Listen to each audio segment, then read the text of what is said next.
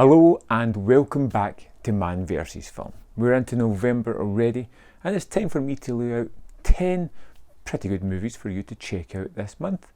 Still got a little bit of a horror hangover, but that's okay because there's always time for horror in my book, and I hope you enjoy or find something here that you really want to check out. Let's get started. Number 10, Fargo. Jerry Ludgard is in a financial jam and he wants his father-in-law's money to solve it. His plan to get the money involves hiring two dodgy kidnappers to take his wife and then splitting the ransom with the criminals. However, this quickly falls apart after 3 killings and the persistent work of chirpy but efficient police chief, the pregnant Marge Gunderson.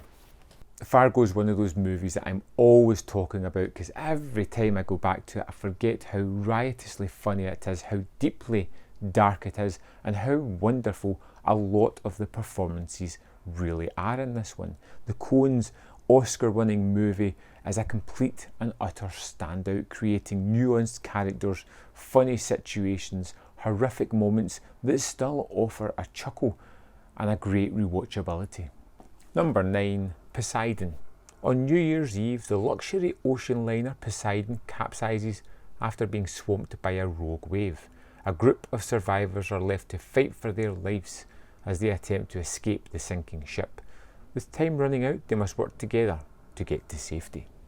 I'm a big fan of disaster movies. In this one, a remake of the Poseidon adventure. This is a wonderful cast put to the test with wonderful CGI, directed by Wolfgang Petersen, and it's just one of those movies that ticks all the things I like. An oddball cast, people being taken out who you're not really expecting, survivors trying to make it through a turbulent time, while being highly entertaining. Number 8, American Pie, Girls' Rules. This senior year at East Great Falls, Annie, Kayla, Michelle and Stephanie decide to harness their girl power and band together to get what they want out of their last year of high school. Everybody's got that little dark secret. Mine's is I really kinda like the American Pie movies, even the direct-to-video ones. So I was predisposed to going into this one to like it, and it offers nothing new, nothing out with of this kind of tired genre. But it has some chuckles, has some characters that I kinda liked, and some situations that really had me giggling. You're not going to get much out of this. If you're a fan of the American Pie movies, like some of us are, you might like it. Otherwise, stay well clear. Number 7, Unfriended. 6 high school students are chatting through Skype when they receive a message from their former friend Laura Barnes, who committed suicide after watching a footage on the internet showing her completely wasted. They believe it's a troll, but as soon as they learn that something supernatural is happening, further, their dirty little secrets are exposed while they are mysteriously murdered one by one. Just the idea of this movie shouldn't really work. You know, it's a movie over Skype. It's starting to become a little bit more familiar now as it becomes, as we get more and more of these kind of movies, but I like this one. It offers some chills, some surprises, some gore-filled moments, and it's genuinely interesting enough. Not the greatest horror movie, but good. Number 6, The Witches. Recently orphaned Luke Evesham spends a holiday in a hotel with his grandmother Helga, who taught him a lot about witches. He befriends fat glutton Bruno Jenkins, and they lurk around a convention of women and discover that it's a cover for a witches convention. The international Grand High Witch Eva Ernst instructs the soft English witches on how to dispose of all children. They are discovered and transformed into rodents, but they escape and are determined to stop the evil plan at all cost. With the remake, Robert Zemeckis' remake of The Witches just hitting Hulu Max, I thought it'd be the perfect time to go back and check out The Witches. I think is a wonderful movie, twisted, that kind of horror movie that is aimed at kids but feels as if it would totally terrify them, as it did with me when I was younger. But I love going back to this one. More than just nostalgic value, it is genuinely an exciting adventure movie with terrific scares and a wonderful performance by Angelica Houston. Number 5, Moneyball. Oakland A's general manager Billy Beane is handicapped with the lowest salary constraint in baseball. If he ever wants to win the World Series, Billy must find a competitive advantage. And he's about to turn baseball in his ear when he uses statistical data to analyse and place value on the player he picks for the team. I know nothing about baseball. Up front, it doesn't matter. This is a movie all about a man's determination to change the way things work, to look for an advantage any way that he can, and he finds it by using stats. Figuring out who's going to get him on base more often, who's going to get him more runs. By using this kind of knowledge, he turns the Oakland A's into a contender, someone that can do these great things, filled of great actors, wonderful performance by Brad Pitt. This is captivating, and it's one of those movies I went back to more than I ever thought I would, and I just adore it. Number 4, Hubie Halloween. Good-natured but eccentric community volunteer Hubie Dubois finds himself at the centre of a real murder case on Halloween night. Despite his devotion to his hometown of Salem, Massachusetts, and its legendary Halloween celebration, Hubie is a figure of mockery for kids and adults alike.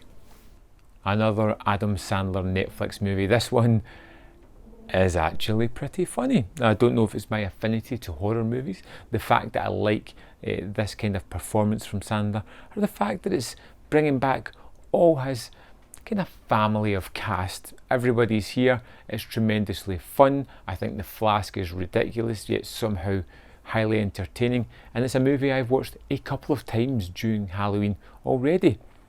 I know that time has passed, but it's still a fun movie to throw on. Number 3, Vampires versus the Bronx. A group of friends band together to save their neighbourhood from gentrification in the form of vampires looking to set up home in a place where no one bothers when someone just disappears.